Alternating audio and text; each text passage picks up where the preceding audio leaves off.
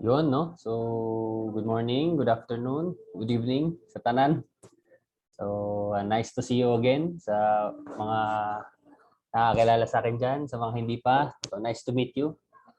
Before we proceed, introduce ko lang yung sarili ko. By the way, I am Inspector Eli Remigio, and I will be the one who will be teaching you human rights, no? So, sa mga hindi nakakilala sa akin, ako ang City Fire Marshal natin dito sa Bislig City. And like I said, ako ang magtuturo ng human rights, no? So, let's get started, no? So, alam naman natin na online tayo ngayon. So, most of the time, ang lecture natin is video lectures lang. And sadly, we cannot have our parang physical face-to-face meeting. But I'll make sure or kahit pa paano, may matutunan kayo sa akin and may ma-share naman ako sa inyo. So, parang quick introduction lang. So, graduate ako ng sa PNPA, Philippine National Police Academy, class of 2019. And so, officer ako. No? So, ano pa ba? Sa pagtuturo naman, I've been an instructor for almost 2 years now. And aside from college instructor, naging instructor din ako sa recruitment sa BFP and other agencies. So may experience na tayo sa pagtuturo. So ang subject ko ngayon is human rights and basic lang naman siya. So our human rights lecture ngayon is more focus sa history and let's get started. So human rights by yours truly. So pag sinabi natin history of human rights, what is human rights? Ano bang pag pumapasok sa isip natin, ano ba yung human rights? Kasi usually, ano yan parang most of the time naririnig natin yung human rights na yan sa TV, di ba? Human rights violation, human rights advocate. So ano ba yung human rights, no? Malalaman natin. So human, basic naman yan, a member of the Homo sapiens species, a man, woman, or a child, a person. Automatic, each and every one of us is a human. No? So, given. Rights, so things to which you are entitled or allowed. So freedom are guaranteed. So things, no? Pag sinabing rights, yan yung karapatan natin. So karapatan, may karapatan pala tayo pag sinabing rights. And human rights is the right you have simply because you are human. So, pag sinabing human rights, yan yung karapatan natin dahil tayo ay tao. So, karapatang pantao. Pag sinabing human rights, karapatang pantao yan yung Tagalog. So, malalaman natin kung ano ba yung mga rights natin bilang tao. So, next. So, human rights defined. Ano lang natin ito, screen natin. So, human rights defined. So, human rights are based on the principle of respect for the individual. No? So their fundamental assumption is that each person is a moral and rational being who deserves to be treated with dignity. They are called human rights because they are universal. So sabi dito, human rights are based on the principle of respect for the individual. So kaya daw na-create yung human rights is para sa respeto or respect sa individual life natin. So their fundamental assumption is that each person is a morally and rational being. So lahat daw ng tao ay nag-iisip, rational being daw tayo, who deserves to be treated with dignity. They are called human rights because they are universal. So pag sinabing human rights, universal siya. So pag sinabi natin universal, it applies to everyone. Be it black siya, be it Mexicano siya, Pilipino siya, puti siya, no? So universal yung human rights. Lahat tayo entitled tayo sa human rights. Kahit baby ka, matanda ka, bata, babae, lalaki, bading, LGBT, tomboy, so lahat tayo ay entitled with our own human rights, no? Whereas nation or specialized group enjoy specific right that applies only to them, human rights are the right to which everyone is entitled, no matter who they are or where they live, simply because they are alive. Yet many people, when asked to name their rights, will list only freedom of speech and belief in perhaps one or the other. So sabi dito, universal siya and kahit saan ka sa mundo, you are entitled to human rights. No? So sadly, pag tinanong yung mga tao ng kung ano yung mga human rights nila, mga basic lang yung alam nila, like yung freedom of speech lang, yung mga beliefs nila, paniniwala, Yun lang, no? So ang human rights is very diverse siya, marami siyang rights. And mamaya i-discuss natin yun or on the next chapter of our lecture. So in the past ages, there are no human rights. Then emerged that the people should have a certain freedom. And that idea, in the wake of the World War II, resulted finally in the document called the Universal Declaration of Human Rights and the 30 rights to which all people are entitled. However, when did the human rights start? Actually, nung unang panahon, wala pang nakikreate na human rights. Kumbaga walang napipirmahang documents or walang ginagawang batas para sa human rights. Basta uso ang patayan nun. Dati pagka may galit sa'yo, di ba? Parang kung nanonood kayo ng mga movies like yung mga old school movies like history, yung mga Vikings or mga samurai or mga knights, pagka may galit ka, pwede mo siyang patayin, pwede mo siyang ayain sa duel. Pag may digmaan, kasama yung mga bata sa pinapatay, mga babae nire-rape, no? So walang human rights, na violate yung what we consider human rights today in the past. So grabe noon, no?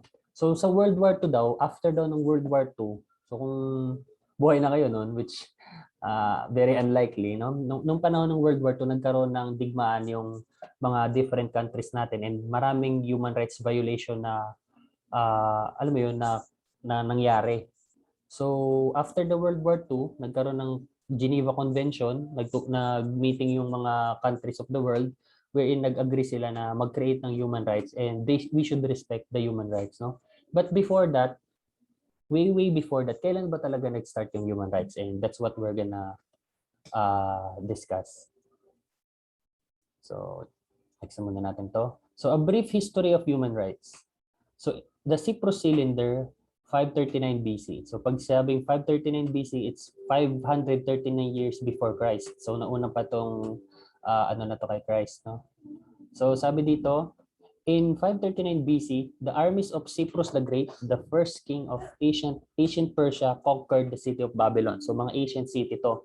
So, wala ng Persia ngayon and wala ng Babylon. Pero itong mga countries na to, nasa Middle East to, somewhere around Syria, Afghanistan, and Iraq. Itong mga area na to. So, Cyprus the Great, the first king of ancient Persia, conquered the city of Babylon. So, kung in reference, itong Persia, kung nanonood kayo ng The 300, so ito yung kingdom ng kalaban ng Sparta. So, ano naman yon, kalimutan ko na. King Xerxes the Great naman yon. Ito si King Cyprus the Great. So, ninuno ni Xerxes to. But it was his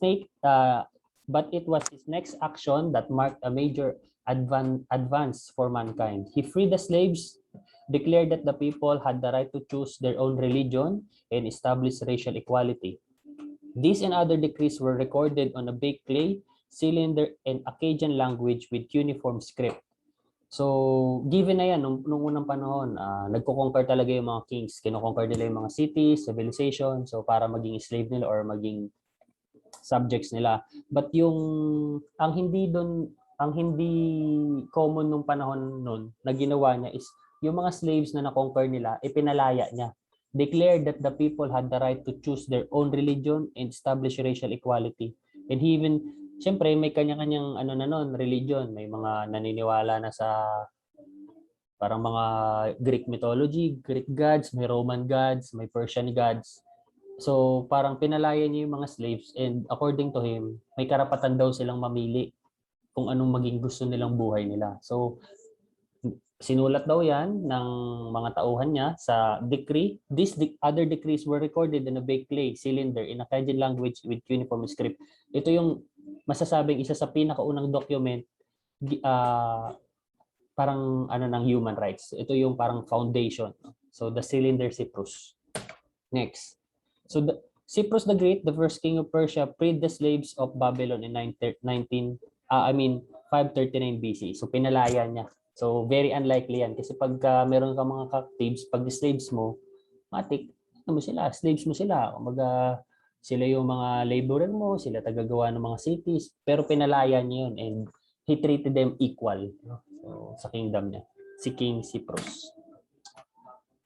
So sabi dito, Cyprus Cylinder is known today as the This ancient record has now been recognized as the first Charter of Human Rights. No? So pag sinabing first Charter of Human Rights, Cyprus Cylinder, 539 BC. It's the first ever Charter of Human Rights. So it is translated into 6 official language of the United Nations and provision parallel to the first 4 articles of Universal Declaration of Human Rights. So parang translate siya. So nare-recognize siya ng modern world na siya yung pinakaunang charter ng human rights. So way back pa pala ang human right, no? 539 BC. So before Christ may create na sila ng human rights. So, okay. So the spread of human rights, so from Babylon, the idea of human rights is spread quickly to India, Greece, and eventually Rome. There are concept of natural law arose in the observation of the course of life, and the Roman laws was based on the rational ideas derived from the nature of things. Documents asserting individual rights such as Magna Carta in 1215, Petition of Rights in 1628, the U.S. Constitution in 1787, the French Declaration of Rights of Man and the Citizen is 1789, the U.S. Bill of Rights 1791, and the written precursors of many today's human rights documents. So ito na yung naging spread niya. So from ancient cities, from Babylon, napunta siya sa India, napunta siya sa Greece, napunta siya sa Rome.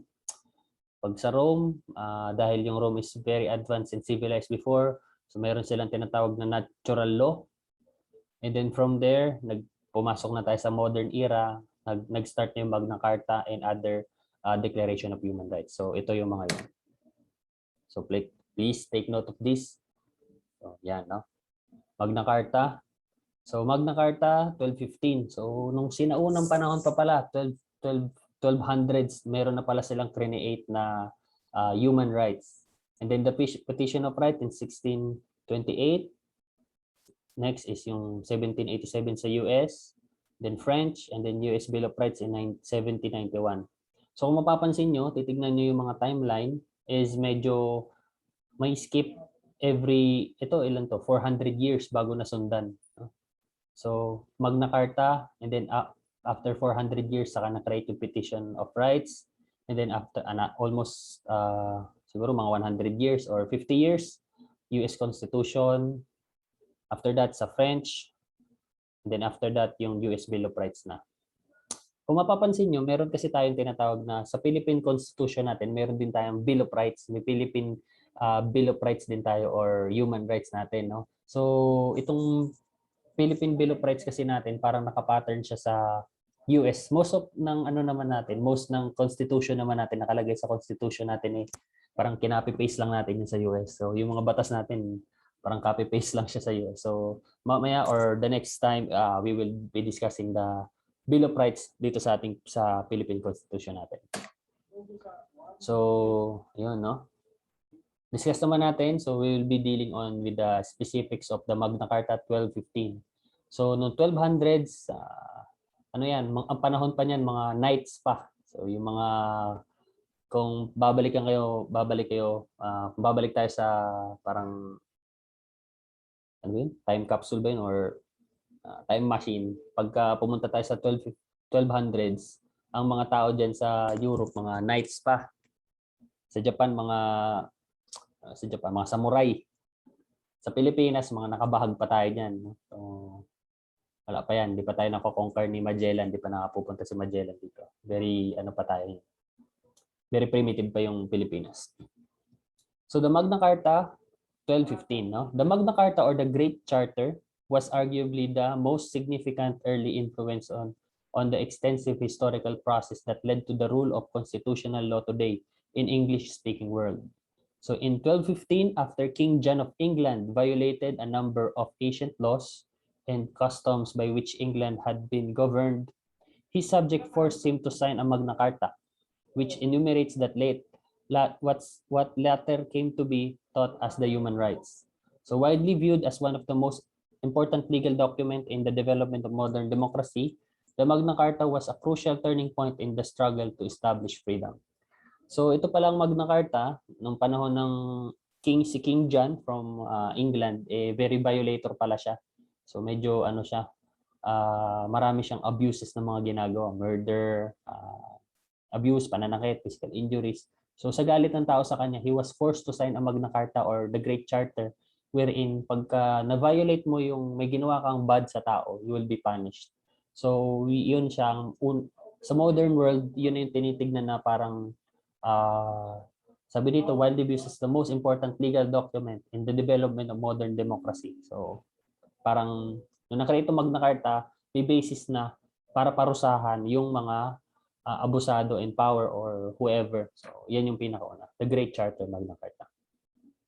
Next is ito. So, Magna Carta or the Great Charter signed by King of England in 1215 was a turning point in human rights. So, next. So, the Petition of Rights in 1628. So, after 400 years, saka pa nagkaroon ng parang significant what do you call this? Parang significant na pangyayari sa human rights, no? So the next recorded milestone in the development of human rights was the Petition of Rights, produced in 1628 by the English Parliament and sent to Charles I as a statement of civil liberties. The Petition of Right, initiated by Sir Edward Coke, was based upon earlier statuses and the charters and asserted 4 principles. May principle pa yung Petition of Right. Number 1, no taxes may be levied without consent of the Parliament. So bawal daw mag-tax kung hindi daw pumapayag yung Parliament. MP, subject may be imprisoned without cause shown, the information of rights of habeas corpus. So may batas na sila tungkol sa panghuhuli. So number 3, no soldier may be quartered upon citizenry. So, and martial law may not be used in time of peace. So itong Petition of Rights na to, parang mga na siya, nag-i-start na nagkakaroon ng ito yung parang mga foundation ng mga batas natin ngayon, no? So kung tinitingnan ko tong mga batas na to, parang this represents yung mga batas natin ngayon na we enjoy or we implement, no? So Petition of Right in 1628 was in again in parang UK, United Kingdoms, sa British country na naman to. Kasi titignan natin maigi, yung mga British country yung mga pinaka-advanced that time. So most likely sila yung nakaka-create nito. So next is Petition of Right, 1628. English Parliament sent this statement to civil liberties to King Charles I. So si King Charles I yung pumirma ng Petition of Rights, mga laws nila. Next is the United States Declaration of Independence, 1776. Ito yung mga panahon ng nagrebel na yung US. So nagrebel yung US sa occupancy ng British, and then na-create na yung United States of America. And then after that, na-create na yung own government nila, nag-create na din sila ng sarili ng mga laws and human right na mga batas nila. So ito yun, basahin natin. So on July 4th, 1776, the United States Congress approved the Declaration of Independence. So independent na yung Amerika. So its primary author, Thomas Jefferson, wrote the declaration as a formal explanation of why Congress had voted on July 2 to declare the independence from the Great Britain, more than a year after the outbreak of the American Revolutionary War, and as a statement announcing that the 13 American colonies were no longer a part of the British Empire. So Congress issued the Declaration of Independence in several forms. It was initially published as printed broadsheet that was widely distributed and read to the public. So nung panahon, yung Amerika, nag-rebel na sila against their parang mga masters nila sa British. Nung panahon na yon, ang nakalagay lang dito, 13 American colonies pa lang. So 13 states pa lang yung and nanalo sila. Yung Amerika kasi, in reference lang, siya dati, parang, 'di ba, parang lugar siya ng mga Indian, and ang nag-conquer doon sa pinuntahan siya ng mga British. The other half is conquered by the British, and the other half is mga French. So French naman doon sa kabila. So nag-rebel yung mga Americans, and they overthrown the British government. And yun, nag-create na sila ng kanilang sariling batas, 1776. Next. So United States Declaration of Independence in 1776, Thomas Jefferson penned the American Declaration of Independence. So philosophically, the declaration stressed 2 themes. Meron daw. individual rights, and the right of revolution. These ideas became widely held by American and spread internationally as well, influencing in particular the French Revolution. So, ang US Declaration daw is may theme, may theme siya, no? Ang theme daw niya is yung individual rights, yung karapatan ng isa, and the right of revolution. So, diyan na nag-i-start na yung mga rights natin. Pag na-tackle na natin yung sa Bill of Rights natin, malalaman nyo na parang related talaga siya. This is the root of our Bill of Rights or yung human rights natin na tinatawag. So the Constitution of United States of America in 1787. So written during the summer of 1787 in Philadelphia, the Constitution of United States of America is the fundamental law of the U.S. federal system of government and the landmark document of the Western world. It is the oldest written national constitution in use and defines the principal organ of government, their jurisdiction, and the basic of human rights citizen. So ito na na-create na yung Constitution ng United States of America. Ngayon, very important tong Constitution of US kasi kung mapapansin nyo, nung panahon ng World War II, di ba? US ang big player na nanalo nung World War II. And sa atin, very big deal ang US Constitution kasi dahil nga tayo somehow naging tayo ng US eh. Naging colony tayo ng US way back 1900s, 'di ba? Panahon ng Kastila. After ng Kastila dito, yung US naman, binili nila yung binili ng Amerika yung Pilipinas sa Spanish Treaty of Paris, 'di ba? So binayaran ng Amerika ang mga Kastila ng $20 million kapalit ng control sa Pilipinas. And then after that, nag-set up sila ng tinatawag nilang Commonwealth government. And that is the time na after ng Spanish law, pinasa na nila yung mga constitution nila US. So para naka-tailor fit din sa atin, pero yung basis ng US ay ng natin, Philippine Constitution ay yung nga talaga, yung US Constitution. So nag-start na pumasok yung mga batas nila, diyan na pumasok yung military nila, yung army nila. So sabay-sabay na yan. Diyan na na-conceive yung Philippine Military Academy, diyan na na-conceive yung mga policing nila, yung pagpupulis. So diyan na nag-start yan, mga firefighters and all. Sabay-sabay na pati batas. Commonwealth era.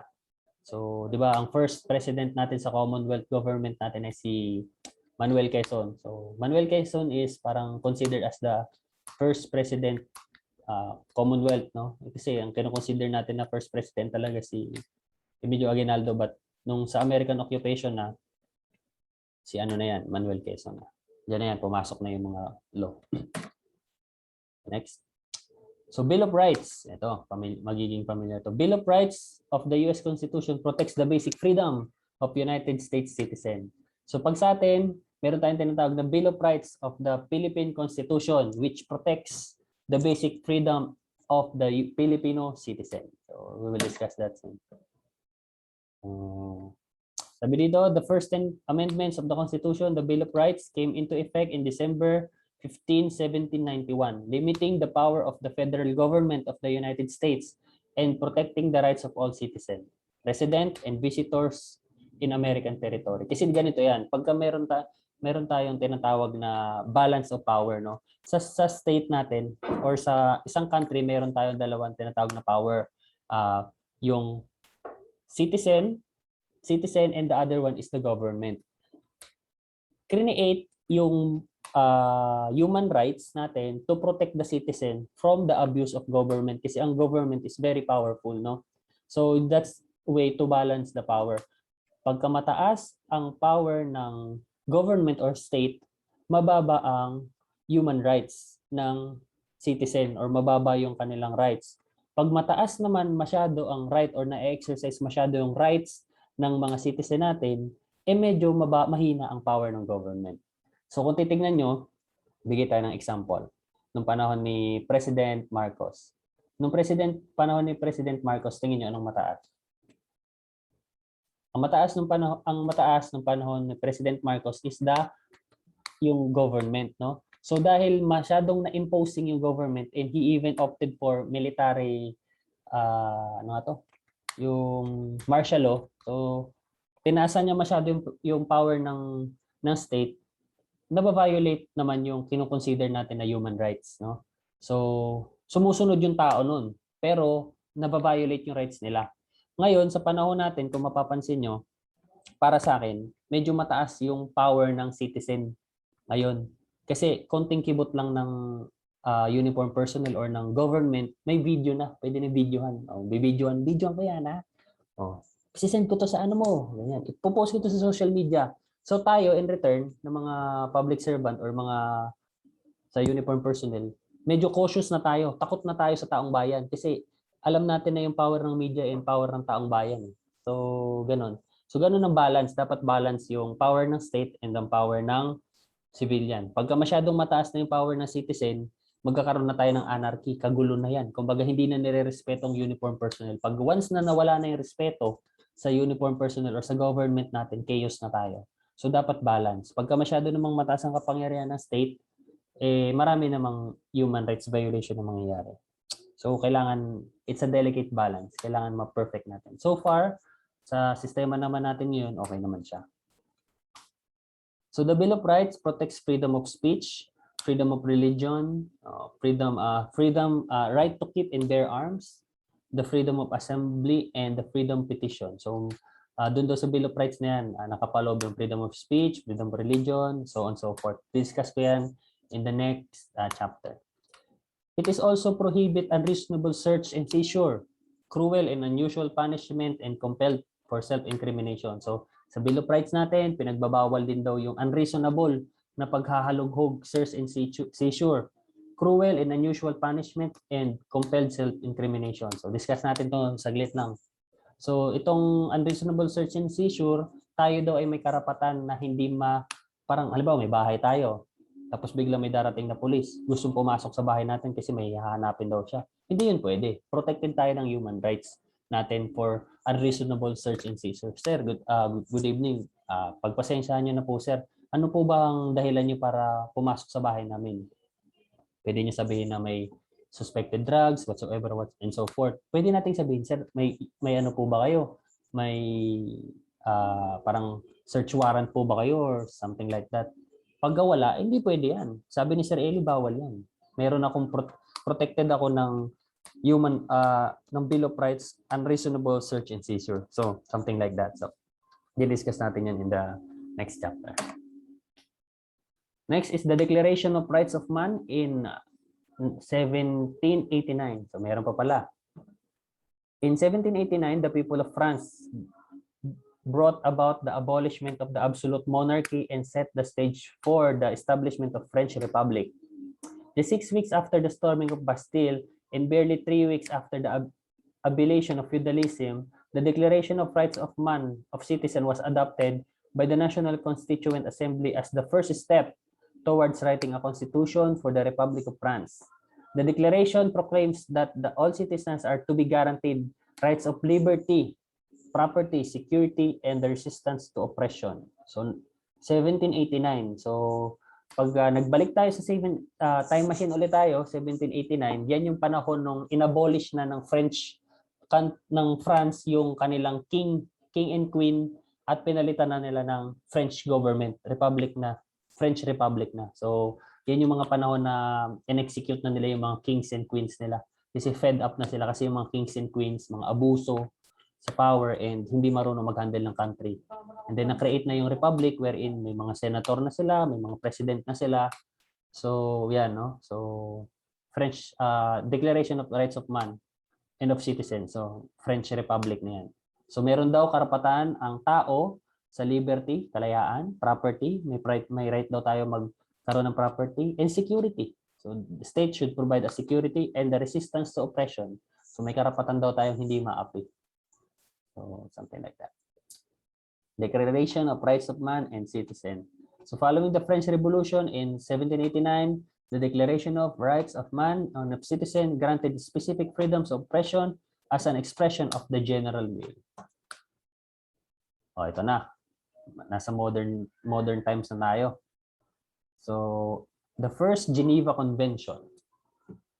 Nagiging pa-modern na tayo ng pa-modern. Kanina 1700s, ngayon 1800s na tayo. 1864. So in 1864, 16 European countries and several American states attended a conference in Geneva at the invitation of the Swiss Federal Council on the initiative of the Geneva Committee. So 1800s daw, yung mga European countries and American states attended a conference in Geneva. Itong Geneva na to, nasa Switzerland to. Switzerland. The diplomatic conference was held for the purpose of adopting a convention for the treatment of wounded soldiers in combat.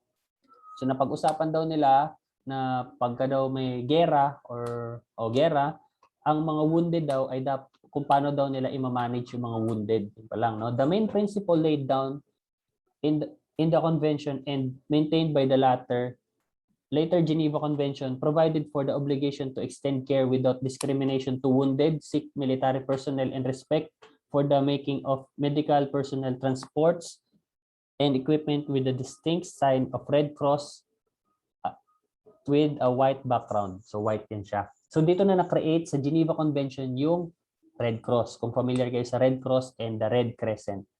So yan. Itong Geneva Convention, yan yung mga countries na nagtipon-tipon sila, nag-meeting sila. Kasi yung mga panahon na to, uso pa yung war, uso pa yung digmaan. And nag-usap-usap sila na pag may wounded na military personnel, ano ba siya? Ano ba dapat ang gagawin sa kanya? Napag-usapan nila na nag-agree sila na pag may wounded, wala silang gagawin doon. Hindi nila papatayin pag wounded. So, pwede nilang i-evacuate yung mga wounded nila kahit nagbabarilan sila. So, kaya yung mga dyan na na-create yung Red Cross. Pag Red Cross ka, pwede kang pumasok sa digmaan, bawal kang barilin. No? So, pagka Red Cross yan, tapos pwede rin yung Red Crescent. Yung Red Crescent sa Muslim organization naman yan or Muslim countries. So, pwede nilang kunin yung mga wounded nila and hindi sila pwedeng barilin. Tanong, sir, paano pag binaril sila, sir? Paano pag hindi sinasadya? Yun ay may punishment. Meron tayong tinatawag na International Court of Law and that is called parang war crime. No? War crime yan. So, mapapunish yung mga countries na mag-violate ng treaty nila. So, meron tayong tinatawag na, so ito yung mga European countries na to. Ngayon kasi meron tayong tinatawag na UN or United Nations. So, parang grupo siya ng mga countries, mostly English countries na nagme-maintain ng peace and order and mga laws of war. So may mga laws of war din tayo na tinatawag. So pag Red Cross ka, bawal kang barilin. Ang gagawin mo lang doon, kunin mo yung mga wounded. Iskapo ka na. So napag-usapan nila yan. Next, the original document of the first Geneva Convention in 1864 provided care for the wounded soldiers. So yun yung main purpose ng Geneva Convention. Nag-agree sila na care natin yung mga soldier pagka wounded sila. Ito na, United Nations, Modern Times, 1945. Sir, sakay tayo sa time machine. Ano bang meron sa 1945? 1945 is the year when World War II ended. Kung saan natalo na si Hitler, natalo na ang Imperial Japan, and nanalo yung US and British sa World War II. Tayo, yung Pilipinas, durog tayo nito, binomba tayo. So, durog-durog yung country natin nito. Pero nasa under US occupation pa kasi tayo nito, kaya target tayo ng Japan. So, United Nations, 1945. World War II raged from 1939 to 1945. And as the end drew near, cities throughout Europe and Asia lay in smoldering ruins. Millions of people were dead, millions of people were homeless or starving. Millions of people were Russian forces were closing in the remnants of the German resistance in Germany, bombed out capital of Berlin, and in the Pacific, US Marines were still battling the entrenched Japanese forces, such islands as Okinawa. So patapos na. So 50 nations met in San Francisco in 1945 and formed the United Nations to protect and promote peace. Parang Geneva Convention din to, pero ito mas malaki na. So United Nations, 50 countries na nagtipon-tipon and formed the alliance of these countries called the United Nations to protect and promote peace. Ang ano nila is parang to promote and protect peace sa buong mundo, no? So ang uniform nito, ito yung mga tinatawag na blue men in blue or blue beret. yung country natin, yung Pilipinas, nagpapadala din tayo ng mga contingent sa UN mission every year, no? So parang as a contribution natin sa UN. So marami yan, marami tayong mga soldiers or mga police personnel natin na pinapadala sa iba't ibang bansa for the UN. So 50 nations met in San Francisco 1945 and formed the United Nations to protect and promote peace. Yeah. In 1945, delegates from 50 countries met in San Francisco, full of optimism and hope. So the goal of the United Nations Conference on International Organization was to fashion an international body to promote peace and prevent future wars. So the ideal of the organization were stated in the preamble of its proposed charter.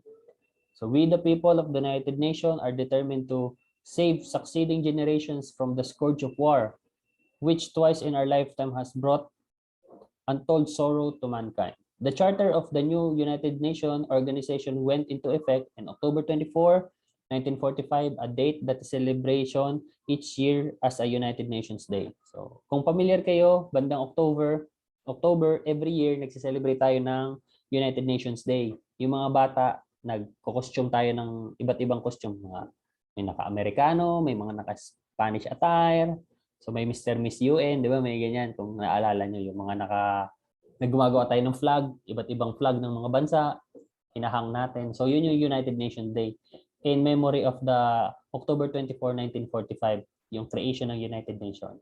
So ang purpose ng United Nations, sabi dito, so we the people of the United Nations are determined to save succeeding generations from the scourge of war, which twice in our lifetime has brought untold sorrow in mankind. So, create nila yung United Nations, parang siya yung sergeant at arms ng world. Kumbaga siya yung peacekeeper ng buong mundo. No?